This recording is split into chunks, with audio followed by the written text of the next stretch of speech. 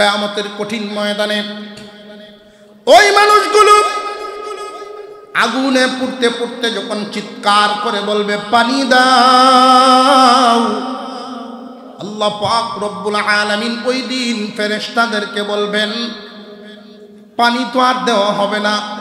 আগুনের তাপের কারণে ওর গা থেকে যেই পরিমাণ ঘাম ঝরেছে, ওই ঘাম এক জায়গায় জমা,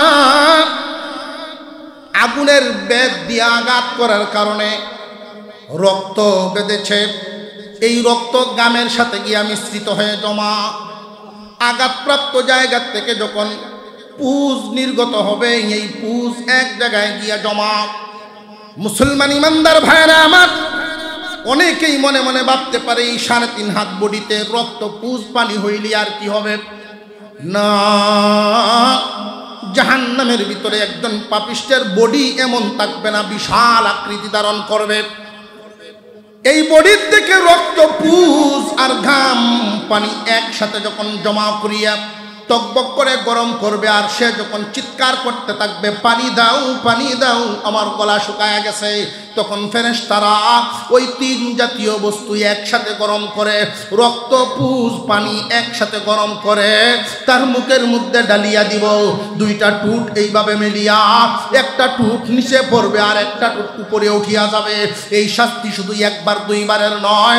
ওই পানিটা যখন তার ভিতরে চলিয়া যাবে, নারী বুড়ি সব গলিয়া গিয়া পায়খানার রাস্তা দিয়া নির্গত হবে। যন্ত্রণাদায়ক শাস্তি। যারা আল্লাহর বিরুদ্ধে অবস্থান নিবে, রসুলের বিরুদ্ধে অবস্থান নিবে, সাবধান জানিয়া রাখবেন। অনেক মুসলমানের সন্তান মুসলমান হইয়াও শয়তানের দুখায় পরে অনেক সময় ভুল পথে পা বাড়ায়া দেয়। সাবধান হয়ে যাও মুসলমান ভাই। আল্লাহ এবং রসুলকে যদি কষ্ট দেওয়া হয়, আল্লাহকে কষ্ট দেওয়া হয় কুফর শিরিক এবং নাস্তিকতার মাধ্যমে, রসুলকে কষ্ট দেওয়া হয় রসুলের তরিকা অবমাননার মাধ্যমে, রসুলের তরিকার বিরুদ্ধে অবস্থান নেওয়ার মাধ্যমে। কেউ যদি এই অবস্থায় তুমি পৌঁছিয়া যাও, তোমার ঈমান থাকবে না, তুমি নামে মুসলমান থাকবা, দুনিয়ার থেকে বিদায় হওয়ার সময় ঈমান হারা হইয়া মরবা, আর ওই শাস্তি তোমার জন্য অপেক্ষা করব। وإثما مبينا صدق الله العظيم وقال رسول الله صلى الله عليه وسلم إن كانت له مظلمة لأخيه من عرضه أو شيء فليتحلله منه اليوم قبل أن لا يكون دينار ولا درهم إن كان له عمل صالح أخذ منه بقدر مظلمته وإن لم يكن له عمل صالح أخذت من سيئات صاحبه فحمل عليه وصدق رسوله النبي الكريم ونحن على ذلك من الشاهدين والشاكرين والحمد لله رب العالمين اللهم صل على محمد وعلى آل محمد كما صليت على إبراهيم وعلى آل إبراهيم إنك حميد مجيد اللهم بارك على محمد وعلى آل محمد كما باركت على إبراهيم وعلى آل إبراهيم إنك حميد مجيد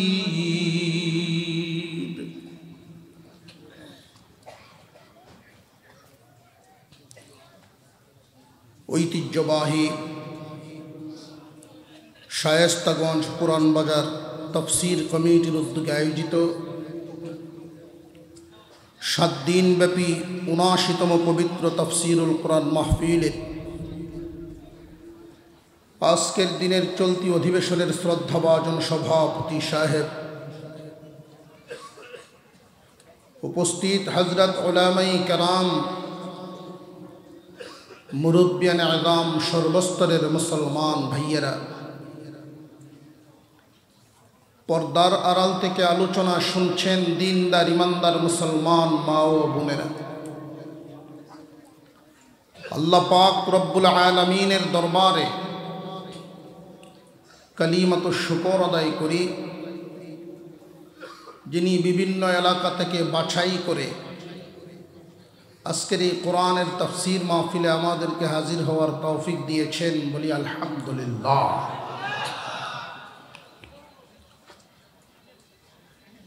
আমি আপনাদের সামনে পবিত্র কোরআনুল কারীমের সূরা আহজাব থেকে ৫৭ এবং ৫৮ নং আয়াতে কারিমা তিলাওয়াত করেছি। এরই সাথে নবীজির একখানা হাদিসও তিলাওয়াত করেছি।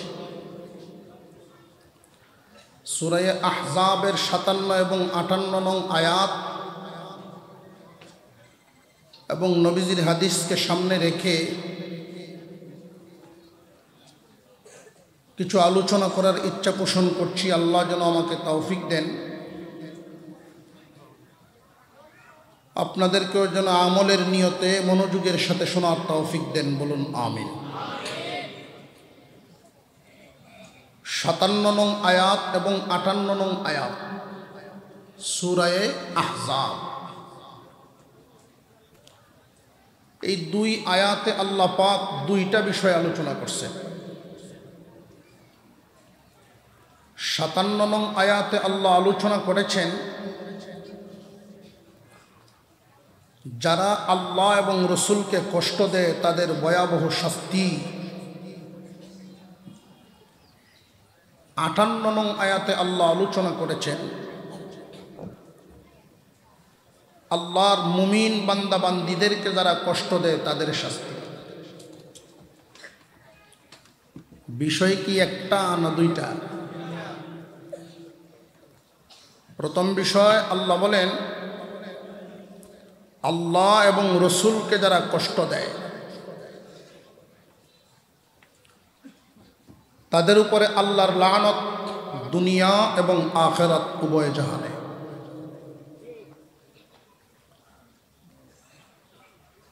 দুনিয়া এবং আখিরাতে এদের উপরে আল্লাহর অভিশাপ, আখিরাতে তাদের জন্য রয়েছে যন্ত্রণাদায়ক অপমানজনক শাস্তি।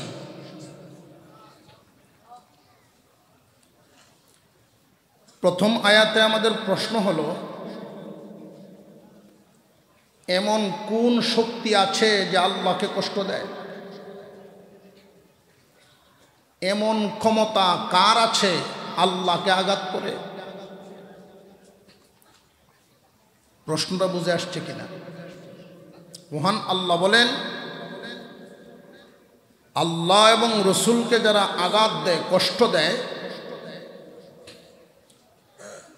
ইন্নাল্লাযীনা ইউযুনাল্লাহা ওয়া রাসূলাহু, নিশ্চয়ই যারা আল্লাহ এবং রসুলকে কষ্ট দেয়, লাআনাহুমুল্লাহু ফিদ দুনিয়া ওয়াল আখিরা, দুনিয়া এবং আখিরাতে তাদের উপরে আল্লাহর অভিশাপ, ওয়া আ'আদ্দা লাহুম আযাবাম মুহিনা, এবং আখিরাতে তাদের জন্য যন্ত্রণাদায়ক কঠিন শাস্তি।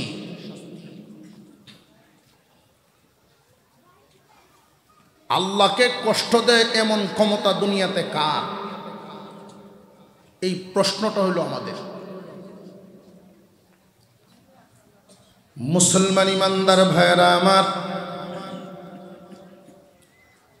হাদিসে কুদসির মধ্যে উল্লেখ করা হয় এই জমিনে একজন মানুষ যখন শিরিক করে তখন আল্লাহ আঘাত পান, আল্লাহ কষ্ট পান।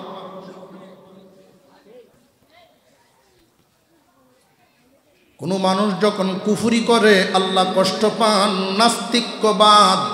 নাস্তিক্যবাদের পথ অবলম্বন করে আল্লাহ কষ্ট পান। মহান আল্লাহ পাক আদম জাতি বানাইছেন, মহান আল্লাহর একটা ঘোষণা ছিল। লক্ষ্য করে দেখুন, মহান আল্লাহ বলেছিলেন, وَإِذْ قَالَ رَبُّكَ لِلْمَلَائِكَةِ إِنِّي جَاعِلٌ فِي الْأَرْضِ خَلِيفَةً। আল্লাহ বলেছিলেন ফেরেশতাদের উদ্দেশ্যে, রে ফেরেশতারা, এই জমিনে আমার খলিফা বানাইতে চাই। খলিফা শব্দের অর্থ প্রতিনিধি। প্রতিনিধির কাজ হল, প্রতিনিধি কি মালিক না অধীনস্থ? এদেশের সরকার মালিক। এই দেশের বর্তমান রাষ্ট্রীয়ভাবে সরকার হইল প্রধান। ডিসি, এসপি, ইউনো তারা যারা আছেন তারা কি সরকার না সরকারের প্রতিনিধি? প্রতিনিধি যারা হন নিজের কোনো আইন নিজের পক্ষ থেকে বাস্তবায়ন করার অধিকার রাখেন না। সরকারের আইন, সরকারের মতাদর্শ বাস্তবায়ন করাই হলো প্রতিনিধির দায়িত্ব। আল্লাহ পাক রব্বুল আলামিন বর্ণনা করেন, রে ফেরেশতারা, জমিনে আমি আমার প্রতিনিধি বানাইবার চাই। মানুষ বানাইলেন আল্লাহর প্রতিনিধি হিসাবে। আল্লাহর প্রতিনিধি, আল্লাহর জামত, মানুষেরও যেন এই কাজকর্মগুলো হয়, আল্লাহর মর্জি মাফিক মানুষের জীবন চলায়, আল্লাহর হুকুম যেন জমিনে বাস্তবায়ন হয়। এই মানুষের মধ্যে যারা শিরিক করে তখন আল্লাহ কষ্ট পান। প্রতিনিধিত্ব বাদ দিয়া বিদ্রোহ করে তখন আল্লাহ কষ্ট পান। আল্লাহ বলেন, কাউকে সিজদা দিবা না, কিন্তু মানুষ মূর্তির সামনে সিজদা দেয়। আল্লাহর আইন বাস্তবায়ন হইল না আল্লাহর বিরুদ্ধে বিদ্রোহ হইল?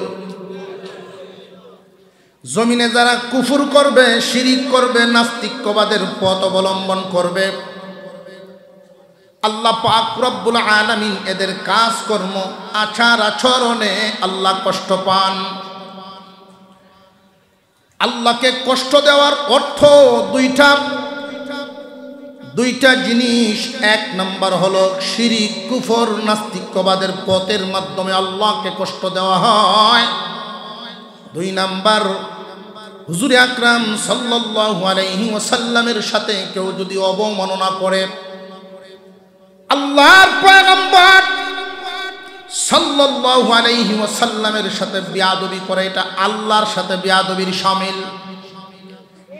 আল্লাহর নবীর অনুগত হওয়া আল্লাহর অনুগত হওয়ার শামিল।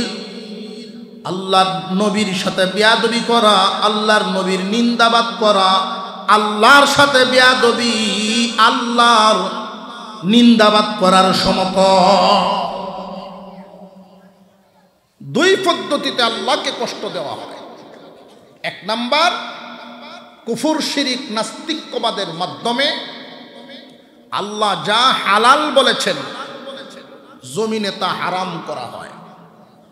আর আল্লাহ যা হারাম করেছেন একদল মানুষ তা হালাল করার চেষ্টা। আছে না নাই? এই মানুষগুলো আল্লাহকে কষ্ট দেয়। এদের প্রতি আল্লাহর লানত, আল্লাহর অভিশাপ। এক আয়াতের মধ্যে আল্লাহ পাক রব্বুল আলামিন একখান কথা বলেছেন। এই আয়াত খান আলোচনা করলে বিষয়টা আরো বুঝে আসবে। মহান আল্লাহ এক আয়াতের মধ্যে বলেন, কাইফা তাকফুরুনা বিল্লাহি ওয়া কুনতুম আমওয়াতান ফাআহইয়াকুম সুম্মা ইউমীতুকুম সুম্মা ইউহয়ীকুম সুম্মা ইলাইহি তুরজাউন।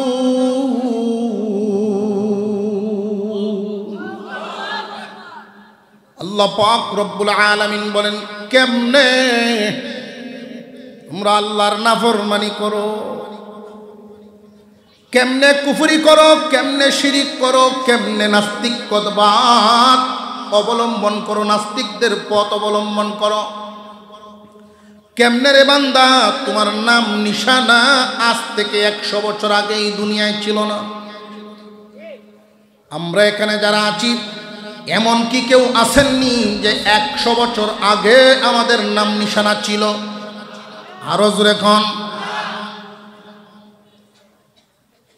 দুনিয়ার জমিনে আমরা আসব, এই খবর যখন শুধু প্রচার হয়, মা শুধু জানাইছেন নতুন মানুষের আগমন হবে, সুসংবাদ। এই সংবাদ শোনার পরে মা খুশি, বাবা খুশি, আত্মীয় স্বজন সবাই খুশি, ঠিক না বেটি? মার জন্য আঙ্গুর আপেল বাবায় নিয়ে আসে আদর করে। দাদার নানা দুজনের মধ্যে মনোমালিন্যতা ছিল, ওইটাও মিটে গেছে। বাজারে সাক্ষাৎ, একজনকে আর একজন ডাক দিয়া কয়, আর ঘুষাঘুষির সময় নাই, নতুন মেহমান আইতেছে। হয়নি না? হয় না? সবাই খুশি, কিন্তু তুমি বান্দা মার গর্বে কেমনে থাকবা, কি খাইবা, এই চিন্তা কেউ করে নাই। এই ব্যবস্থা করেছি আমি আল্লাহ।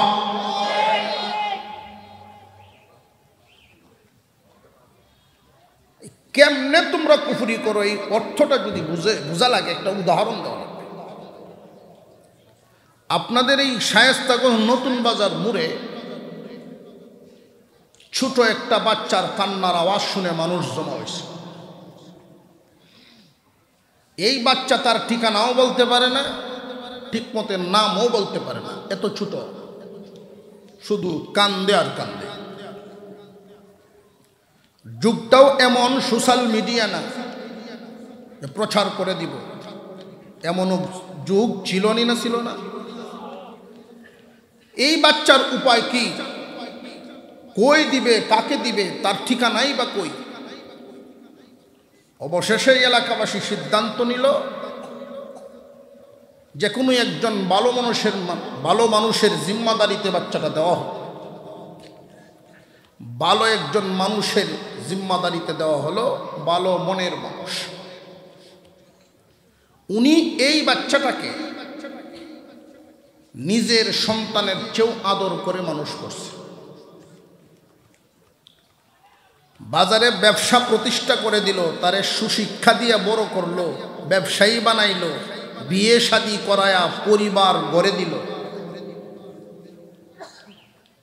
ভালো মনের মানুষটার অবদান তার পিছনে কম না অনেক?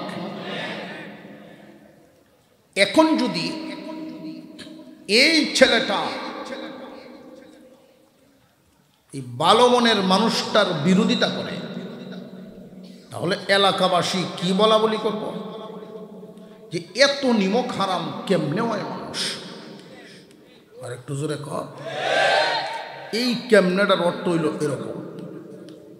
আল্লাহ বলেন, কেমনে নাফরমানিটা করো তুমি? তুমি যখন মার গর্ভে ছিলা, কেউ চিন্তা করে নাই আমি আল্লাহ তোমার থাকার খাওয়ার ব্যবস্থা করছি। বান্দা, পৃথিবীর জমিনে তুমি আসো নাই, তুমি আসার আগেই তোমার সব ব্যবস্থা আমি করে রাখছি। রে দুনিয়ার মানুষ, অবিবাহিত একটা মেয়ের কাছে ছোট একটা বাচ্চা যখন উঠায় দেওয়া হয়, লক্ষ্য করে দেখবেন, বিয়ে হয় নাই এমন একটা মেয়ের কোলে যদি ছোট বাচ্চায় পেশাব করে দেয়, সাথে সাথে বাচ্চাটা ফেলে দিতে চায়। সহ্য হয় না, তার ধৈর্য ধারণ করতে পারে না, সহ্য করতে পারে না। 1 বছর পরেই যখন এই মেয়েটার বিয়ে হয়ে যায়, বছর ঘুরে তার কুলে আল্লাহ সন্তান দান করেন। এই সন্তান কুলে নিয়া খানা খাইতে বসছে, এই মুহূর্তে যদি বাচ্চায় পেশাব পায়খানা তার কুলের মধ্যে করে দেয়, এই সন্তান তখন কুল থেকে ফালায়া দেয় না, সন্তান কুলে নিয়েই খাবার খায়। আল্লাহ পাক বুঝায় দিলেন, বান্দারা রে, তোমার মার অন্তরে মায়া এবং মোহব্বত আমি আল্লাহ ঢেলে দিছি। ইন্নাল্লাযীনা ইউযুনাল্লাহা ওয়া রাসূলাহু লাআনাহুমুল্লাহু ফিদ দুনিয়া ওয়াল আখিরাহ। আল্লাহ পাক রব্বুল আলামিন বলেন, যারা আল্লাহ এবং রসুলকে কষ্ট দেয়, আল্লাহ এবং রসুলকে কষ্ট দেওয়ার অর্থ হলো আল্লাহকে অমান্য করা, কুফরি করা, শিরিক করা, নাস্তিক্যবাদ অবলম্বন করা। এটা হলো আল্লাহকে কষ্ট দেওয়া। রসুলের তরিকার বিরুদ্ধে কেউ যদি অবমাননাকর কথা বলে, দাড়িকে নিয়ে টিটকারি মাস্কারি করে, সুন্নতি পোশাককে নিয়ে টিটকারি মাস্কারি করে, মহান আল্লাহ তাতেও কষ্ট পান। কারণ রসুল কষ্ট পাইলে, রসুল কষ্ট পাওয়ার আগে আল্লাহ কষ্ট পান। মহান আল্লাহ পাক রব্বুল আলামিন আল্লাহ এবং রসুলকে কষ্ট দেওয়া লোকগুলোর ব্যাপারে ঘোষণা দেন, উলাইকা কাল আনআম বাল হুম আদাল্লু উলাইকা হুমুল গাফিলুন। যে সমস্ত মানুষগুলো আল্লাহ এবং রসুলকে কষ্ট দেয়, কিসের মাধ্যমে? কুফরি করার মাধ্যমে, শিরিক করার মাধ্যমে, নাস্তিক্যবাদের মাধ্যমে, হুজুর সাল্লাল্লাহু আলাইহি ওয়াসাল্লামের সুন্নতের বিরোধিতা করার মাধ্যমে, আল্লাহর রসুলের আদর্শের বিরোধিতা করার মাধ্যমে আল্লাহ এবং রসুলকে যারা কষ্ট দেয়, আল্লাহ রব্বুল আলামিন এদের ব্যাপারে কুরআনুল কারীমে ঘোষণা দেন, ও দুনিয়ার মানুষ, যদিও দেখা যায় ওরা তোমাদের সমাজেই বসবাস করে, ওরা তোমাদের সাথে উঠা বসা করে, তোমাদের সাথে জীবনযাপন করে, দুনিয়ার জমিনে ভালো সম্মান নিয়ে, মর্যাদা নিয়ে বসবাস করে, তোমরা জানিয়া রাখবা, আমি আল্লাহর ঘোষণা, যদিও তোমাদের নজরে ওরা দেখতে মানুষের মতো দেখা যায়, আমি আল্লাহ ঘোষণা দিলাম, উলাইকা কাল আনআম, ওরা চতুষ্পদ জানোয়ারের মতো, বরং এর চেয়ে আরো নিকৃষ্ট। হোক না শিক্ষিত, যদি নাস্তিক হয়, হোক না শিক্ষিত যদি মুশরিক হয়, হোক না শিক্ষিত যদি বিধর্মী হয়, খ্রিস্টান ইহুদিরা আল্লাহর সন্তান সাব্যস্ত করার মাধ্যমে আল্লাহকে কষ্ট দেয় শিরিক করিয়া, এই সমস্ত ব্যক্তিদের ব্যাপারে আল্লাহর ঘোষণা চতুষ্পদ জানোয়ারের মতো। অনেকেই মনে করতে পারে এরা অত শিক্ষিত। জেনে রাখবেন, এই জমিনে কেউ জানতে জানতে জাননেওয়ালা হয়, আর কেউ জানতে জানতে জানোয়ার হয়। জানতে জানতে জাননেওয়ালা কারা, আর জানতে জানতে জানোয়ার কারা?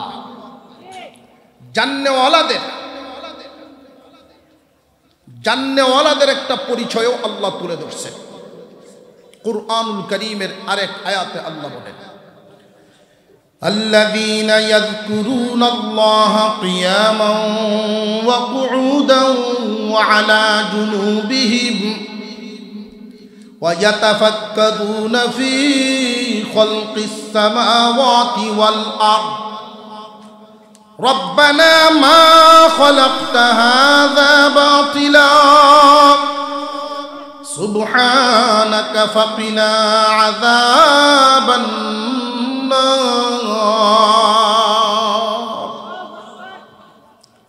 আল্লাহ পাক রব্বুল আলামিন জানতে জানতে জাননেওয়ালাদের একটা পরিচয় তুলে ধরেছেন, জ্ঞানী লোকদের পরিচয় তুলে ধরেছেন।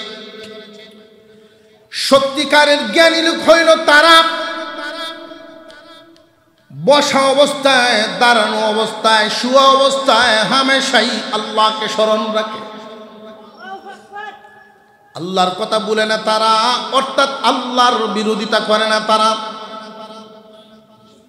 আসমান এবং জমিনের মাঝামাঝি যা কিছু আছে তারা লক্ষ্য করে দেখে, আল্লাহর নিদর্শন দেখা যায়, আল্লাহর কুদরত সব কিছুর সাথেই মিশে আছে। এই জ্ঞানী লোকগুলো যখন গাছের পাতাগুলোর দিকে তাকান, এক পাতার নকশা আর একটা পাতার নকশার সাথে কোনো মিল নেই। একটা পাতার নকশা আর একটা পাতার সাথে মিল পাইবেন জীবনে কোন কারিগরে বানাইলেন? আওয়াজ দিয়া বলেন উনি কে? আল্লাহ সুবহানাহু তাআলা। জ্ঞানীগণ চিনতে পারেন আমার আল্লাহ বানাইছেন। কোনো পরিশ্রম নাই, কোনো খাটাখাটি নাই, শুধু কোন বলেছেন তো ফায়াকুন হয়ে গেছে। মহান আল্লাহ পাক রব্বুল আলামিন এই জগৎ বানাইলেন, প্রত্যেকটা প্রাণী বানাইছেন। একটা প্রাণীর অবয়বের সাথে আর একটা প্রাণীর অবকাঠামো মিল নাই, একটা গাছের সাথে আর একটা গাছের কোনো মিল নাই, একটা ফলের সাথে আর একটা ফলের কোনো মিল নাই। রে বান্দা, লক্ষ্য করে দেখো, এই দুনিয়ার জমিনটাকে আমি এমনভাবে সাজাইলাম, তোমার বসবাসের যোগ্য করে সাজাইলাম। আল্লাহ পাক রব্বুল আলামিন এই জমিনকে বিছানা বানায়া দিছেন। আল্লাযীন ইয়া আইয়ুহান্নাস اعبدوا ربكم الذي خلقكم والذين من قبلكم لعلكم تتقون الذي جعل لكم الأرض فراشا والسماء بناء وأنزل من السماء ماء فأخرج به من الثمرات رزقا لكم فلا تجعلوا لله أندادا وأنتم تعلمون। আল্লাহ বলেন, এই জমিনটারে আমি বিছানা বানাইলাম। বিছানা, বিছানা কেন বললেন? বিছানা হলো আরামের জায়গা। একজন মানুষের আরামদায়ক ভাবে এই জমিনটারে আল্লাহ বানাইছেন। দুনিয়ার মানুষ এই জমিনকে আল্লাহ এত শক্ত করেন নাই যে তোমরা হাল চাষ করতে পারবা না, প্রয়োজন একটা খুঁটা গাড়তে পারবা না, এমন শক্ত তিনি করেন নাই। আর এত নরমও করেন নাই যে হাঁটিয়া চললে পা দেবে যাবে, ট্রাক ভর্তি মাল নিয়ে গেলে ট্রাক দেবে যাবে, 100 তলা বিল্ডিং বানাইলে নিয়ে দইসা যাইব, এমন নরমও করেন নাই। মহান আল্লাহ পাক রব্বুল আলামিন এই জমিনটারে এত সুন্দর করে তোমার বসবাসের উপযোগী করে বানায়া রাখছেন। আসমান থেকে বৃষ্টি বর্ষণ করেন, বৃষ্টির পানি দিয়ে জমিনটারে তিনি সজীব করার জন্য জমিনকে উপযুক্ত করেন। এই জমিন থেকে তোমার জন্য শাক সবজি গাছ এগুলো বের করেন। আল্লাহ পাক রব্বুল আলামিন এত নিয়ামত দিলেন, এরপরেও তুমি আল্লাহ বলে যাও। আল্লাহ বলেন, ওরা চতুষ্পদ জানোয়ারের চেয়েও নিকৃষ্ট। চতুষ্পদ জানোয়ারের চেয়ে নিকৃষ্ট যে বললেন, আমরা চতুষ্পদ জানোয়ার, 4 পায়া যত জানোয়ার চিনি, এর মধ্যে সমাজে নিকৃষ্ট প্রাণী হিসেবে পরিচিত কোনটা? কুকুর। এই কুকুর নিকৃষ্ট প্রাণী ভাই, অথচ কুকুরের একটা সিফত আছে, বেশ কয়েকটা গুণ কিতাবের মধ্যে উল্লেখ করা হয়। একটা গুণ যদি মানুষের মধ্যে আসে, তখন এই মানুষটা আল্লাহর ওলি হয়ে যেতে পারে। হইতাম নি? এর মধ্যে একটা গুণ হইল মালিককে খুব শ্রদ্ধা করা, মালিককে মানা, প্রভুভক্ত। বাড়িওয়ালা তার জন্য আলাদা কোনো বিছানার ব্যবস্থা করে না, কুকুরের জন্য আলাদা কোনো ঘর বানায় না। অথচ এই মালিক যদি বল মাছ বাজার থেকে কিনে লই আইয়ে আর কুকুরে দেখে, সে খুব খুশি হয়। যখন রান্না বান্না শুরু হয়, খুশির ঠেলায় আরো 2-4 বন্ধু বান্ধব দাওয়াত দেলায়, আয়রিস খাওয়ান আছে। দেখছেন না, আপনার বাড়ির সাইডে আরো 2-3 জন ঘুরতেছে, সাথী সঙ্গী আইছে, দাওয়াতি মেহমান আপনার না তার। খুশিতে দাওয়াত দিচ্ছে। যখন রাত্রে আপনি খাওয়া শুরু করলেন, সে বাহির থেকে মাঝে মাঝে আওয়াজ দেয়, বুঝায় যে আমিও আসি, আপনার ভোরেরটা আমার। তো বিবি সাহেব ভিতর থেকে ফতুয়া দেবে দিছে, রাত্রে বাইরে কিছু ভালানি নাই। কুত্তায় বাইরে থেকে দিছো বেটি সর্বনাশ করে লাই আমার। এই যে ফালাইলো না বাহিরে, এই জন্য কুকুর কি রাগ করে বাড়ি ছেড়ে দেয়? সে খাইতে পারলো না, এই জন্য রাগে পাহারাদারি ছেড়ে দেয়। এই রাত্রে যদি কোনো চোর ঢুকে, অনায়াসে তাকে সাথ দিবে। নিজের ফেটের ক্ষুধাও সহ্য করে, মনের জ্বালাও সহ্য করে। মনের জ্বালা কোনটা? ইজ্জত গেল তার, বন্ধু বান্ধব দাওয়াত দিছিন, ফেরার কাছে বোঝায় বোঝায় সৌরিতে জাগারে আজকে হইল না, প্যাস লাগিয়ে গেছি। তো তারার হতে জায়গা, সে তো আর বাড়ি ছাড়ে না। 10টা বাজে ঘুম থেকে আপনি উঠলেন, বারান্দায় কুকুরটা শুয়ে আছে সারা রাত পাহারা দিয়া। এই সময় আপনি কুকুরকে যদি একটা পাড়া দেন, তার লেজেই হোক তার গায়েই হোক, উচিত হইল আপনার উপরে সে ঝাঁপায়া করা। কিন্তু সে আপনার উপরে ঝাঁপাইবে দূরের কথা, লেজটা ফেলাইয়া ঘাড় বাঁকা করে দূরে চলে যায়। আপনার দিকে সে শুধু আফসুস করে একটা আওয়াজ দিয়া যায়, মালিক আমি তোমারে চিনলাম, তুমি তোমার মালিক চিনলাম। আমি তো সারা রাত পাহারা দিছি, তুমি তো ফজর কাজা করে ঘুমায় গেছো। মালিকে তোমারে বল মাছ খাওয়াইলো, তুমি ফজর পড়ো নাই, আর আমি কাটার আশায় ছিলাম, কাটাও পাই নাই, এরপরেও পাহারাদারি ছাড়িনি। এই বাধ্য একটা প্রাণী কুকুর, এই কুকুরের এই সিফতটা যদি মানুষের মধ্যে চলে আসে, মানুষ যুগ শ্রেষ্ঠ ওলি হয়ে যাবে। তো এই কুকুরকে আমরা নিকৃষ্ট বলি কেন? যে তার মধ্যে 3টা দোষ আছে। এই 3টা দোষ তার মধ্যে থাকার কারণেই আমরা নিকৃষ্ট প্রাণী হিসেবে তাকে সাব্যস্ত করি। 1 নাম্বার দোষ হইল সে নাপাক থাকতে পছন্দ করে। কি পাক? নাপাক। দেখবেন সে যখন পেশাব করে, যদি ধুলাবালুর উপরে তার পেশাব শুরু হয়ে যায়, তখন তো আর সিডা ফুটায়ের গায়ে ভরত না। এই সময় পেশাব অর্ধেক রাস্তার থামায় দিল, ফুল পেশাব করতো না। তার পেশাবের তৃপ্তি আইব তখন, সিডা ফাটা তার শৈল্য ফিরিয়ে আইব যখন। এর আগ পর্যন্ত পুরা পেশাব করতো না। একটু পেশাব করে আগে বুঝবো শৈল্য আইনি। আমরা ভুলও করছেন বিষয়গুলো, আগে লক্ষ্য করবো শরীরে আসে কিনা। যদি দেহের দিকে না আসে, তার শৈল্য না ভরে, পেশাব থামায় দেবে। আবার সামনে গিয়ে আরেকটা জায়গার দাও করবো। যতক্ষণ সিরা ফাটা গাছের জ্বর, ফাতর, ওয়াল, এই শক্ত জায়গার পেশাব যখন করে সিটটায় শৈল্য ভরে, তার শরীর নাফাক উঠিয়ে, নাফাকি তার পছন্দ, নাফাক তার। আফসুসের সাথে বলা লাগে মানুষ আশরাফুল মাখলুকাত। অনেকরে যদি বলা হয় আসেন ভাই নামাজটা করি, হুজুর কাপড়ের হালত ভালো না। তুমি না আশরাফুল মাখলুকাত? কুকুর নাপাক থাকতে পছন্দ করে, তুমি কি পছন্দ করলা? তাহলে তোমার খাসলত আর তার খাসলতের মধ্যে বেশ কম রইল।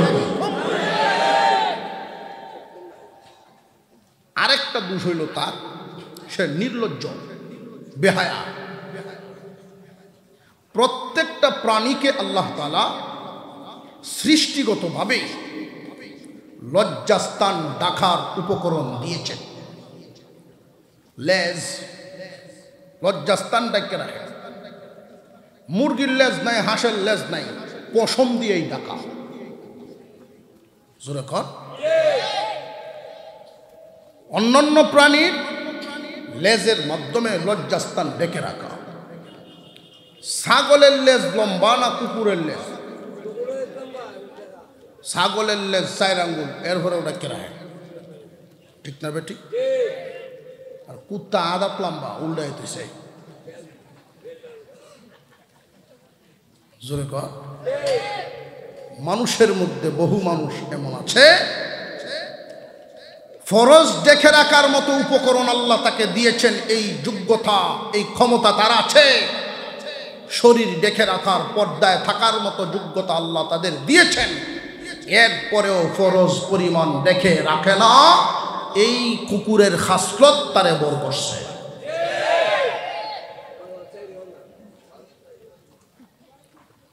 পুরুষের জন্য দায়মি ফরজ,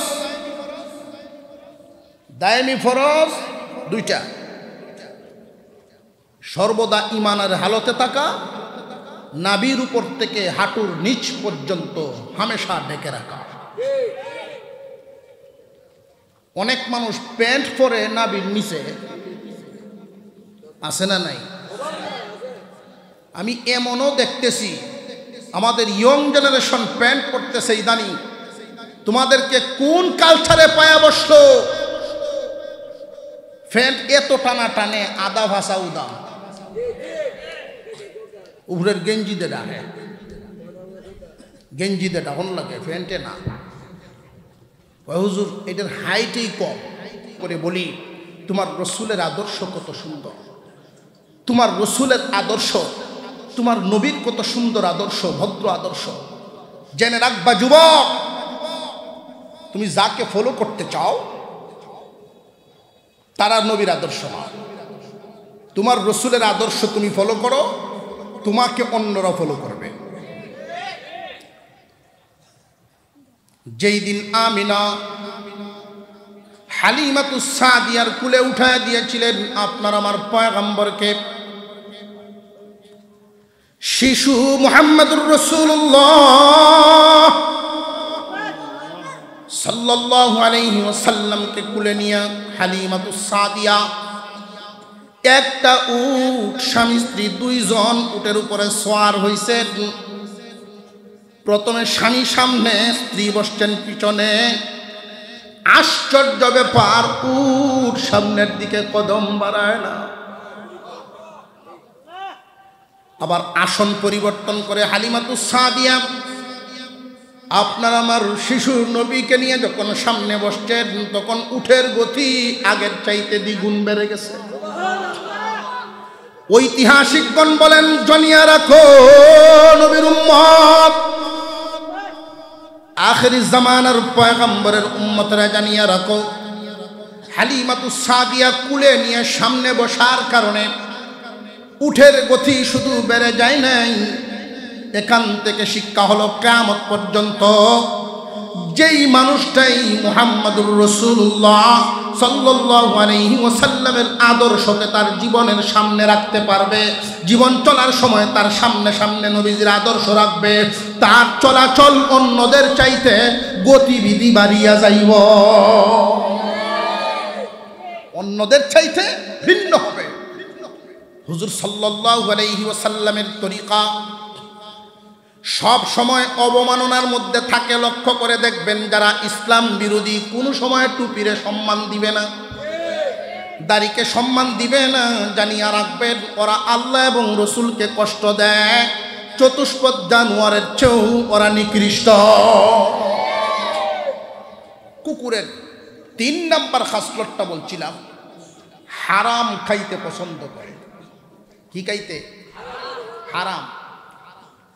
এক জায়গায় ছোট বাচ্চার পায়খানা, এক জায়গায় আপনি গুস্ততে বাত মাখায় কিছু, আপনার বাড়ির কুকুর আইছে, এই মুহূর্তে আপনি লক্ষ্য করে দেখবেন এই গুস্ত বাত থইয়া এই কুকুর যাইব পায়খানা দাগে, কারণ এই সেন্ট এর বড় পছন্দ।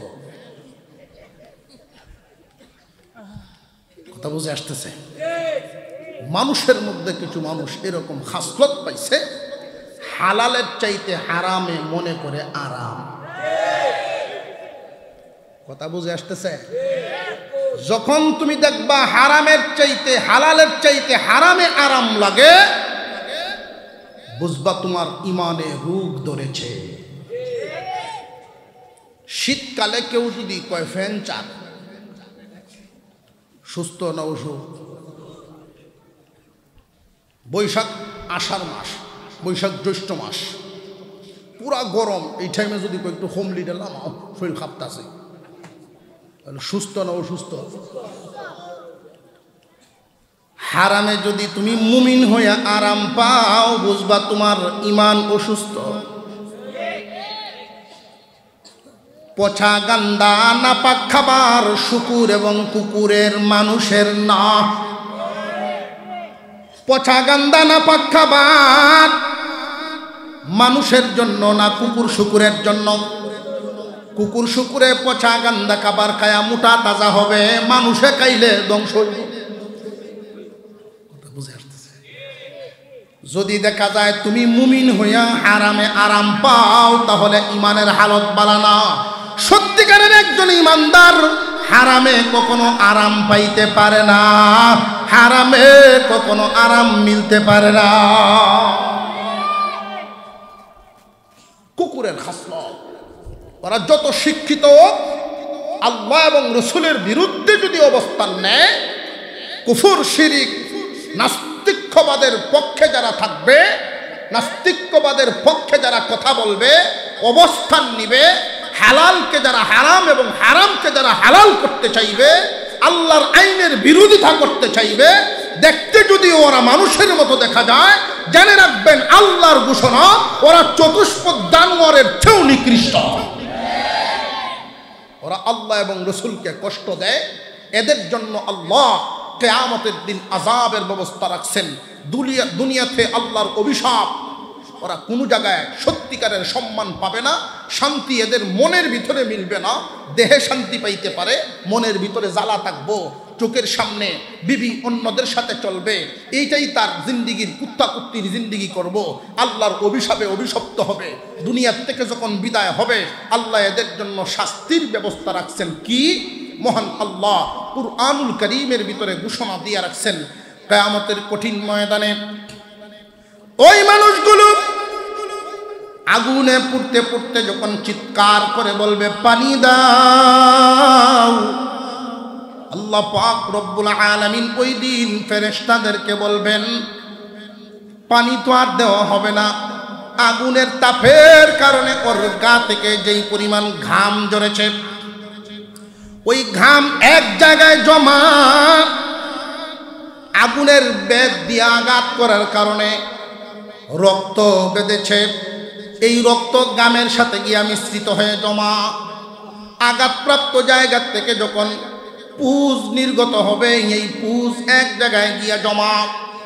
মুসলমান ইমানদার ভাইরা আমার, অনেকেই মনে মনে ভাবতে পারে এই 3.5 হাত বডিতে রক্ত পুজ পানি হইলে আর কি হবে? না, জাহান্নামের ভিতরে একজন পাপিষ্টের বডি এমন থাকবে না, বিশাল আকৃতি ধারণ করবে। এই বডির থেকে রক্ত, পুজ আর ঘাম পানি একসাথে যখন জমা করিয়া টকবক করে গরম করবে, আর সে যখন চিৎকার করতে থাকবে পানি দাও পানি দাও, আমার গলা শুকায় গেছে, তখন ফেরেশতারা ওই 3 জাতীয় বস্তু একসাথে গরম করে, রক্ত, পুজ, পানি একসাথে গরম করে তার মুখের মধ্যে ডালিয়া দিব। 2টা টুট এইভাবে মেলিয়া, একটা টুট নিচে পড়বে আর একটা টুট উপরে উঠিয়া যাবে। এই শাস্তি শুধু 1বার 2বারের নয়।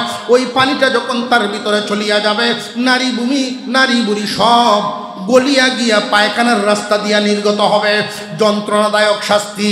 যারা আল্লাহর বিরুদ্ধে অবস্থান নিবে, রসুলের বিরুদ্ধে অবস্থান নিবে, সাবধান জানিয়া রাখবেন। অনেক মুসলমানের সন্তান মুসলমান হইয়া, মুসলমানের সন্তান মুসলমান হইয়াও শয়তানের দুখায় পরে অনেক সময় ভুল পথে পা বাড়ায়া দেয়। সাবধান হয়ে যাও মুসলমান ভাই।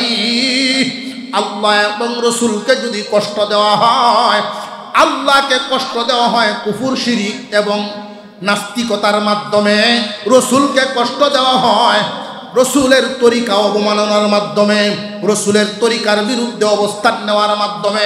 কেউ যদি এই অবস্থায় তুমি পৌঁছিয়া যাও, তোমার ঈমান থাকবে না, তুমি নামে মুসলমান থাকবা, দুনিয়ার থেকে বিদায় হওয়ার সময় ঈমান হারা হইয়া মরবা, আর ওই শাস্তি তোমার জন্য অপেক্ষা করব।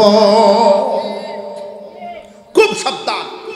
আল্লাহ এবং রসুলকে যারা কষ্ট দিবে এদের জন্য থাকবে এই শাস্তি। এটা হলো 57 নং আয়াতের এতটুকুন আলোচনা।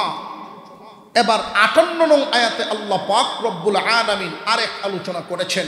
মহান আল্লাহ বলেন, ইন্নাল্লাযীনা ইউযুনাল্লাহা ওয়া রাসূলাহু লা'আনাহুমুল্লাহু ফিদ দুনিয়া ওয়াল আখিরাহ ওয়া আ'আদ্দা লাহুম আযাবাম মুহিনা ওয়াল্লাযীনা ইউযুনাল মুমিনিনা ওয়াল মুমিনাত বিগাইরি মাকতাসাবু ফাকাদ ইহতামালু বুহতানান ওয়া ইসমান মুবিনা। 58 নং আয়াতে বলেন, ও দুনিয়ার মানুষ, যারা আমার ইমানদার বান্দাবান্দি অর্থাৎ মুমিন বান্দাবান্দিদেরকে বিনা কারণে কষ্ট দেয়। কোন কারণে? আরো জোরে কোন? বিনা কারণে কষ্ট দেয়। আল্লাহ পাক রব্বুল আলামিন এদের জন্য বলেন, বিনা কারণে আমার মুমিন বান্দাবান্দিদেরকে যারা কষ্ট দেয়, আমি আল্লাহ এদের জন্য রাখছি এমন যন্ত্রণা, ওরা নিজেরাই যেন একটা পাপ একটা অপরাধ কাদের মধ্যে উঠায়া নিল। কেউ যদি ইমানদার বান্দাবান্দিরা বিনা কারণে কষ্ট দেয়, নিজেরাই যেন একটা অপরাধ তাদের গায়ে উঠায়া নিল। হুজুর আকরাম সাল্লাল্লাহু আলাইহি ওয়াসাল্লামকে প্রশ্ন করা হয়েছে এই ব্যাপারে। আল্লাহ পাক রব্বুল আলামিন যে বললেন বিনা কারণে কষ্ট দেওয়ার ব্যাপার, এই আয়াতের ব্যাখ্যায় মুফাসসিরিনে কেরাম এই কথাই বলেছেন, বিনা কারণে একজন মুসলমান আর একজন মুসলমানকে যে কয়েকটা রাস্তায় কষ্ট দেয়, এর মধ্যে একটা রাস্তা হইল মানুষের গীবত করার মাধ্যমে। গীবত করার মাধ্যমে একজন আর একজনকে কষ্ট দেয়নি না দেয় না? মুসলমান জানিয়ে রাখবেন, মানব চরিত্রের যত খারাপ দিক আছে, মানব চরিত্রের যতটা খারাপ দিক, এর মধ্যে মারাত্মক একটা খারাপ দিক গীবত করার অভ্যাস। এই গীবতের যে অভ্যাস এটা মারাত্মক ক্ষতিকারক। কিরকম ক্ষতিকারক? একজন সাহাবী নবীজিকে প্রশ্ন করলেন, তিরমিজি এবং আবু দাউদের মধ্যে উল্লেখ করা হয়, ইয়া রাসূলুল্লাহ, ইয়া হাবিবাল্লাহ, আমি যদি আমার কোনো ভাইয়ের বিরুদ্ধে কথা বলি তাহলে এটা কি গীবত হবে? কিভাবে বলতে হবে? নবীজি বলেন, তুমি যদি তোমার কোনো ভাইয়ের কোনো একটা দোষ আরেকজনের কাছে বর্ণনা করো, তার অনুপস্থিতিতে বর্ণনা করেছ, এই কথাটা যদি উনি শুনতো বা উপস্থিত থাকতো তাহলে কষ্ট পাইতো, এমন যদি হয় তাহলে এটা মরা ভাইয়ের গোশত খাওয়ার সমান পাপ হবে। ইয়া রাসূলুল্লাহ, ইয়া হাবিবাল্লাহ, আমি যেই দোষ বর্ণনা করতেছি আর একজনের কাছে এই দোষটা যদি তার মধ্যে বিদ্যমান থাকে, এই দোষটা যদি তার মধ্যে বিদ্যমান থাকে তাহলে কি হবে? আল্লাহর রাসূল বলেন, তুমি যেই দোষের কথা বলতেছো এই দোষটা যদি তার মধ্যে বিদ্যমান থাকে তাহলে এইটার নামই হলো গীবত, আর যদি বিদ্যমান না থাকে ওইটার নাম হলো অপবাদ। অপবাদের শাস্তি আরো মারাত্মক। একজন সাহাবী আয়েশা জিজ্ঞাসা করেন, নবীজি, জিনা আর গীবতের মধ্যে তফাৎ কি? জিনার ওজন বেশি না গীবতের ওজন বেশি? দুটোটাই তো অপরাধ। আল্লাহর রাসূলকে প্রশ্ন করা হলে নবীজি বলেন, জিনার চাইতে গীবতের ওজন বেশি। আল গীবাতু আশাদ্দু মিনাজ জিনা, গীবত হলো জিনার চাইতে শক্ত। কেউ যদি জিনা করে আর তওবা করে চোখের পানি ছেড়ে জিন্দেগীর জন্য মজবুত তওবা করে ফেলে, আল্লাহ রব্বুল আলামিন তারে মাফ করে দিবেন। কিন্তু কেউ যদি গীবত করে আল্লাহর কাছে তওবা করলে আল্লাহ এই গীবতের গুনাহ মাফ দিবেন না। যার গীবত করেছে তার কাছ থেকে মাফ নিতে হইব। জগতে হক হইল দুইটা, একটা হলো আল্লাহর হক আর একটা হইল বান্দার হক। 57 নং আয়াতে আল্লাহ আল্লাহর হকের ব্যাপারে আলোচনা করেছে। 58 নং আয়াতে আল্লাহ বান্দার হকের বিষয়টা তুলে ধরেছেন। অনেক মানুষ এটা দুনিয়াতে মনে করে বান্দার হক, কোনো বান্দারে ঠকাইতে পারলে মনে হয় দুনিয়ায় আমি জিতে গেছি। অসম্ভব। কেউ কাউরে ঠকাইয়া, কেউ কাউরে কষ্ট দিয়া জিততে পারে না। বিষয়টা এমন হয় না, কখনো জিততে পারবে না। খুব ভালো করে মনে রাখবেন, একজন মানুষের গীবত করার মাধ্যমে ওই মানুষটার যে গীবত করলেন যত পদ্ধতি আছে, আয়েশা সিদ্দিকা রাদিয়াল্লাহু আনহা নবীজি সাল্লাল্লাহু আলাইহি ওয়াসাল্লামের আরেকজন বিবির ব্যাপারে কথা বলতেছেন, ইয়া রাসূলুল্লাহ, আমার অমুক বোন, আপনার যার একজন বিবি, আপনার উচ্চতার তার উচ্চতায় যায় না, উনি অনেক বাট্টি, অনেক খাটো। বাট্টি মানুষরে যদি বাট্টি কইয়া একটু হেয় প্রতিপন্ন করা হয়, লোকটা কি খুশি হইব না গুসা হইব? এটা গীবত। যদিও আল্লাহ তারে বাটি বানাইছেন, তার অগু চুরে তুমি বাট্টি কইয়া তারে হেয় কেন করবা? এটাই তোমার গীবত। কথা বুঝে আসতেছে? হুজুর সাল্লাল্লাহু আলাইহি ওয়াসাল্লাম এই গীবতকে জিনার চেয়েও মারাত্মক করেছেন। গীবতের মাধ্যমে বান্দার হক নষ্ট হয়, তাকে কষ্ট দেওয়া হয়। কেউ যদি সরাসরি আল্লাহর কাছে তওবা করে, আল্লাহ গীবতের গুনাহ মাফ দিবেন না, তার কাছ থেকে মাফ নিতে হবে। এখন এমত অবস্থায় মনে করেন যার গীবত করেছেন জীবনে কোনো একবার, এই লোকটা নাই, তার জন্য আপনি কিভাবে তার সাক্ষাৎ কই পাবেন, মাফি কেমনে নিবেন? এমত অবস্থায় রাস্তা হইল বান্দার হক। আমি আরেকটু সহজভাবে বিষয়টা আপনাদেরকে বুঝাই দিই। বান্দার হকটাও যে নষ্ট হয়, এটা দুইভাবে হয়। একটা হলো মালের ক্ষতির মাধ্যমে, আর একটা হলো মনের ক্ষতির মাধ্যমে। একটা হলো মালের ক্ষতি, আর একটা হলো ইজ্জতের ক্ষতি। ইজ্জত এটি তো মন। ইজ্জতের ক্ষতি হইলে লাগে কই কই লাগে? মন। একটা হইলো মালের ক্ষতি, আর একটা হইলো মনের ক্ষতি।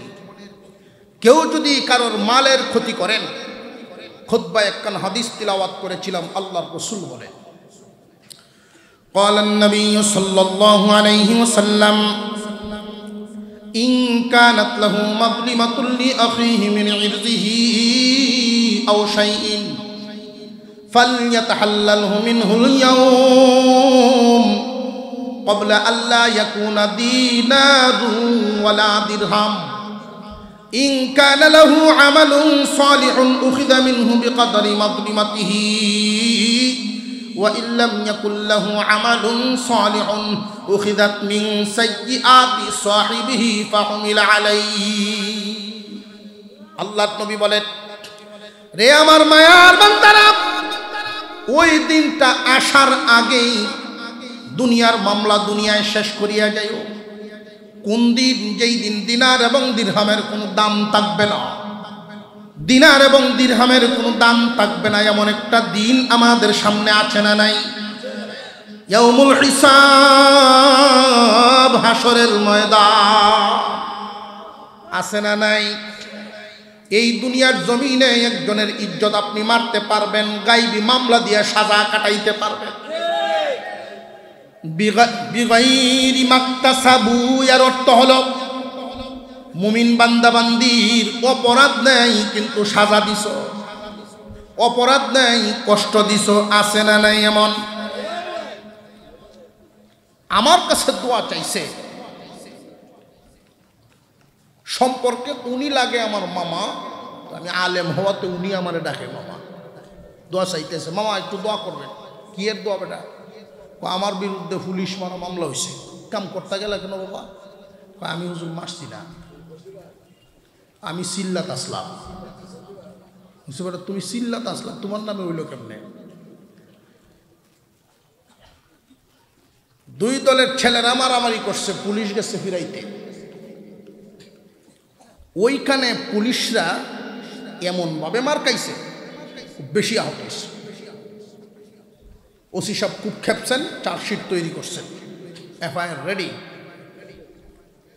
এমপি সাহেব নিজেকে উপস্থিত হইয়া বলতেছেন, আমার লোকদের নাম কাটেন, এই লোকটিরে জেল নিলে হুস্টার টাঙ্গাইব গেলা। কথা বুঝেন না, বেটা হুস্টারটা নেইব কেটা, তাহলে আমি এই লোক ফাইমু কই? এমপি সাহেব বুদ্ধি দেন যে মদকুর গাঞ্জাখুর নেশাখুর যা আছে এটিরে দিয়ে দেন। তখন এলাকার গণ্যমান্য ব্যক্তিদেরকে ডাকায় আনছে যে আপনার এলাকায় মদকুর গাঞ্জাখুর কেটা কেটা আছে, নাম দিতে যায়। গণ্যমান্য জঘন্য সবখানেই আছে। এরা কয় মাফ করবেন, এই মদকুর গাঞ্জাখুরের নাম দেওয়ান যেত না, দিয়া থানাতে বাইরে হইলে আমার উপরে হামলা করি, এর চাইতে এক দুজন বালা মানুষের নাম দেওয়া যায়। বালা মানুষের নাম কোনটা? সিল্লাত যিনি আছে এটা, এটা সিল্লাতে আয়া তার বাড়িতে গেছে, বাবা যে আপনি বলে আমার নাম দিয়ে আইসই, এটা কি কামটা করলেন? আপনি আমার মতো মানুষের আপনি পুলিশ মামলা দিলাই, কি কামটা করলেন? বেটা কই মেয়া টুপি পাঞ্জাবি লাগাইছো, দাড়ি রাখছো, তখন এই অবস্থায় যদি তুমি রাগ দেখাও, আমরা মতো মানুষ কিতা করবো? কথা বুঝে আসতেছে? এটা কি দাড়ি টুপিরে সম্মান দে কইল না কুসা দে কইল? ওরা হই দলের লোক, চিনতে পারছেন?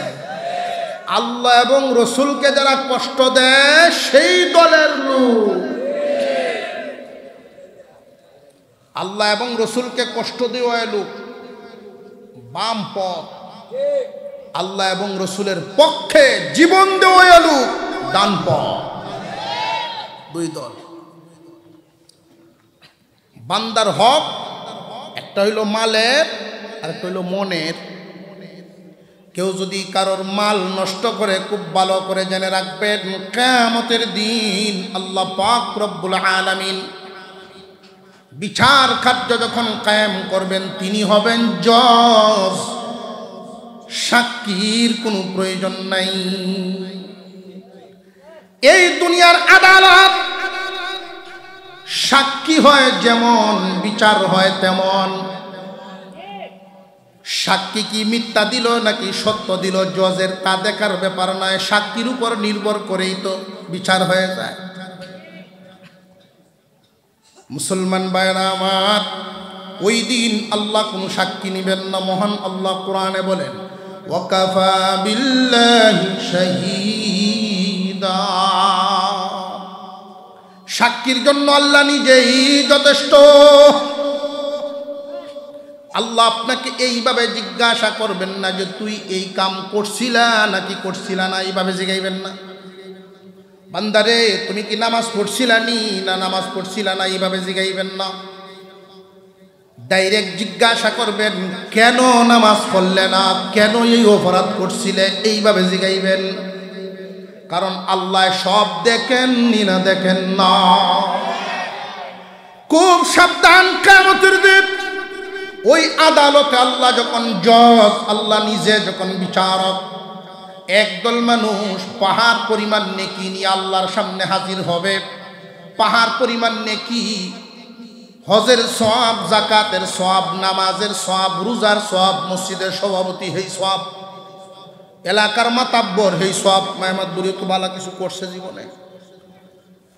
পাহাড় পরিমাণ নেকি নিয়ে আল্লাহর সামনে যখন হাজির হবে, আল্লাহ জান্নাত দিন।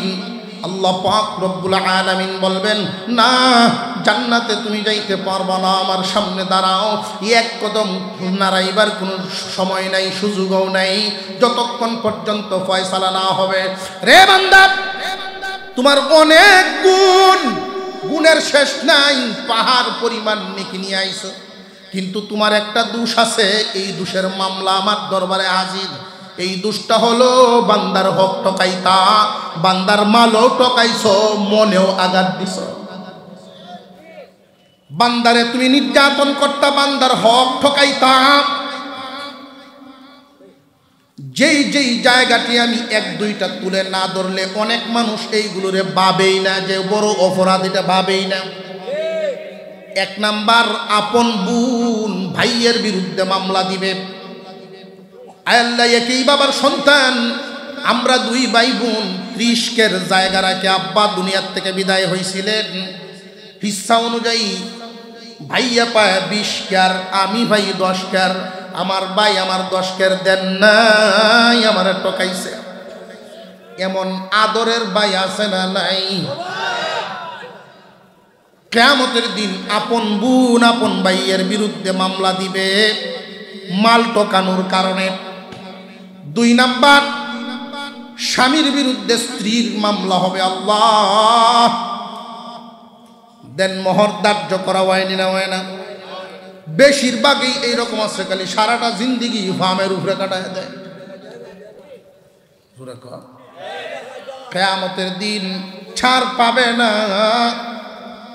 আফসুসের সাথে একটা কথা বলতে হয়, যেটা শুরুতে বলছিলাম, আমাদের দেশের বেশিরভাগ বিয়া হয় বেদাত তরিকায়। দেন মহর্যা ধার্য করা হয়, বেটায় দিত পারবো নি না পারতো না, এই খবরেই লয় না। আমার এক মুসল্লির দোয়া চাকে, হুজুর দোয়া করবেন, চৌধুরী সাহেবের মেয়ে বিয়া করাইছি। আপনি তো গত জমায় ছিলেন না, 10,10,010 টাকা কাবিন দিছি। আমি বললাম যে 10 টাকা কেন লাগে? এটা সিস্টেম। ওইল আপনার সিস্টেম বুঝলাম। 10,10,000 যে দিলেন, ছেলে কি করে? কয় আমার আল্লাহর মাল ভূতে ফ্যাক্টরির চাকরি করে। তো আপনার আল্লাহর মাল ভূতে ফ্যাক্টরির চাকরি করে, এই সারা মাস পার করিয়া সংসার চালায়, প্রতি মাসে যদি 5,000ও দেয়, এই 10 লাখ শেষ করতে কত বছর লাগবে হিসাব মিলাইছ? হুজুর আপনারা যেমনে কইন কত কঠিন না, আপনারা যেমনে কইন কত কঠিন না। এটা কাটাতেই তাহে, কাটা তৈরি মতন তাহে। এটা মান ইজ্জত সম্মানের জন্য দেওয়া হয়। ইজ্জত সম্মানের জন্যই যদি দেয়, 10 লাখের লাগে 10 কোটি দিলেন না। কাজীর ফিস খুব বেশি বলে আরো বাড়াইল। কি এর ফিস? কাজীর ফিস। আমি বললাম বাবা রে, এটা শরীয়তের একটা শিয়ার, এটা ছাপা মারার জিনিস না, লোক দেখানোর জিনিস না। ধার্য হয়েছে দিতেই। কতগুলো মানুষের সামনে আজকে 3,20,000 না, আজকে 3,25,000, এতগুলো মানুষের সামনে ছাপা মারে ভোট পাইব, সব সাক্ষী হাসরের মাঠে। মহিলার যদি বিচার ধার্য করে, আমরা সব সাক্ষী। কথা বুঝে আসতেছে এখন? ছাপা মারার জিনিস না। অভাবের সময় কাতিমের সেদিন 2 কেজি চাউল দিয়ে দিয়েছে বউয়ে বাজারও, বেচ্চা পেঁয়াজ তেল আদা মরিচ সব মিল করে আনবা। লাস্টে আমার লাগে 4টে ভান আইন বাজারও নিয়ে 2 কেজি চাল বেচছে।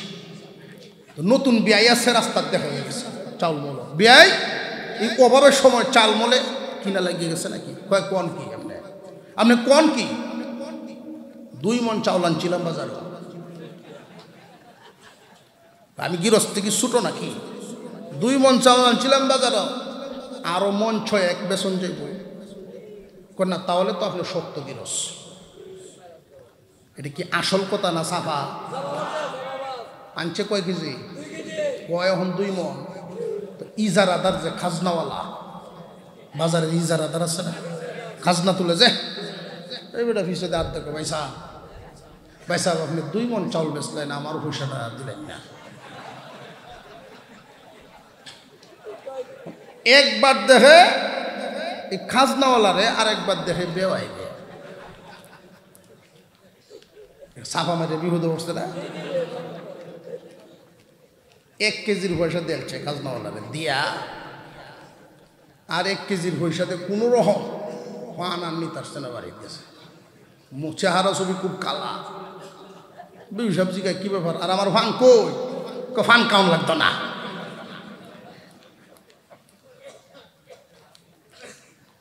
এই দুর্দশা কেন? সাফা মাই দিয়া। সব জায়গা চাপা চলে না, আল্লাহর সামনে ঠিকই দিয়ে দিতে হবে।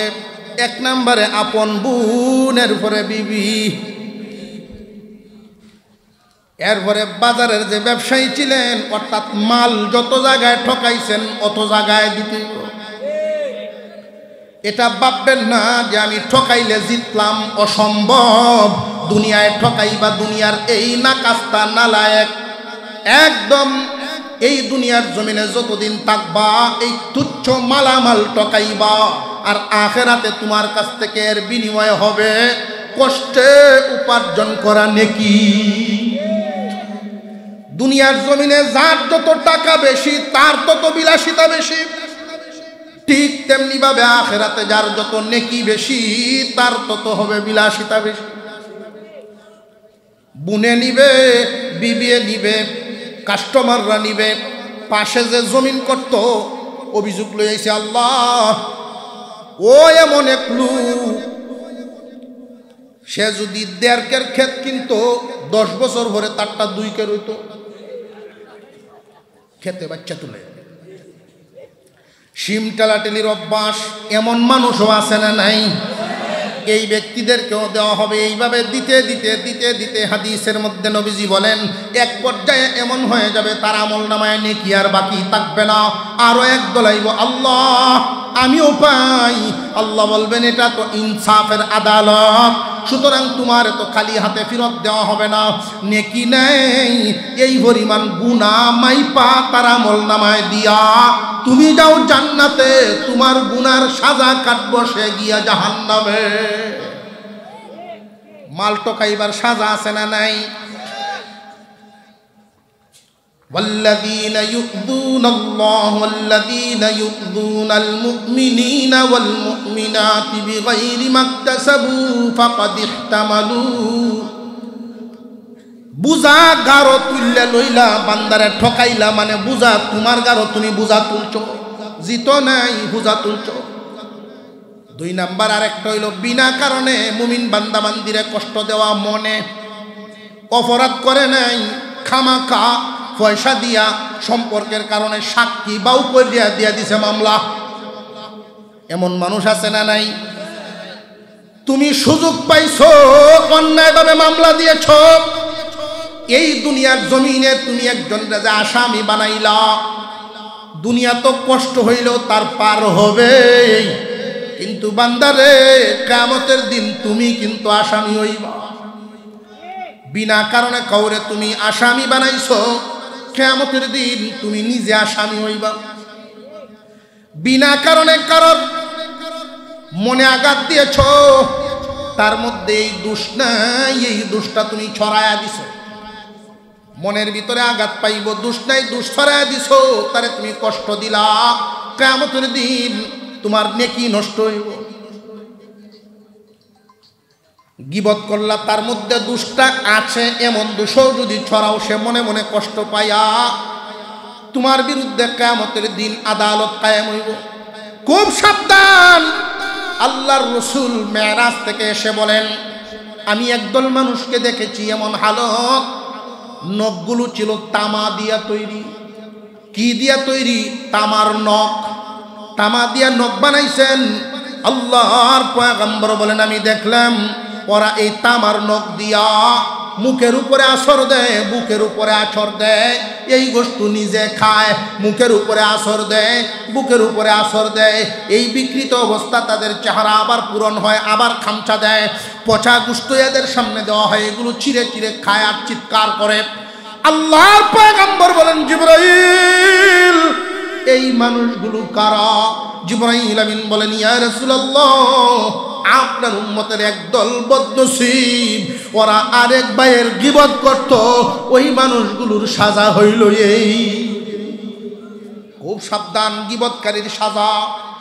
যারা গীবত করবে সাজা তাদের উপরে তারা নিজেরাই বহন করলো, নিজেরাই এই সাজা উঠায় নিল। খুব সাবধান। মানুষের মনে কষ্ট দিয়া কেউ কোনোদিন শান্তি পাইতে পারে না। আপনি যারে কষ্ট দিবেন যেই পরিমাণ, আপনার জন্য ব্যবস্থাও থাকবে এর চাইতে আরো বেশি পরিমাণ। আরেকটা পদ্ধতি আমি বইলেই আমার আলোচনা শেষ। আরেকটা পদ্ধতিতে মানুষ কষ্ট দেয়, গীবত, শিকায়াত, এগুলো তো বললাম।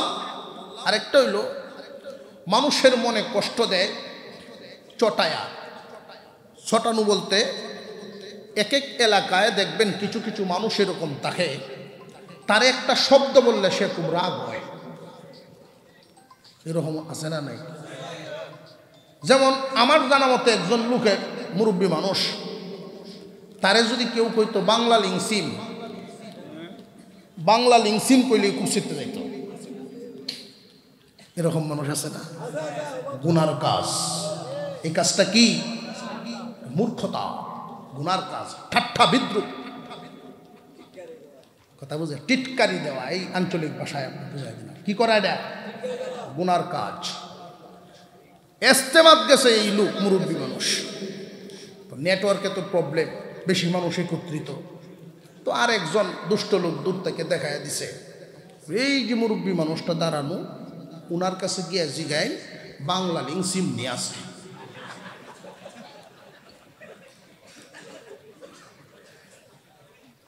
যারে ফাটাইছে উনি তো আর জানেন এই হালত, উনি গিয়া বলতেছে যে ভাইজান আমার এই তো গ্রামীণ সিম কাম করে না, বাংলা লিংসিম আছে। বুঝতেই পারেন ইংরেজিতে শুরু হয়েছে, এস্তেমার নাটক। ফাটাইছে কেন হেঁটে কোন আগে মানুষের তারা থামাইয়া পারে না, এইটাও গুনার কাজ। কি এর কাজ? গুনার কাজ। আল্লাহ আমাদেরকে সহি বুঝদেন, বলুন আমিন। আরো জুড়ে বলেন আমিন। আপনাদের এই ঐতিহ্যবাহী যে তাফসির মাহফিল, ৭৯তম মাহফিল, আমার দুইবারের বয়সের দুইবার জোড়া দেওয়া বলবে না।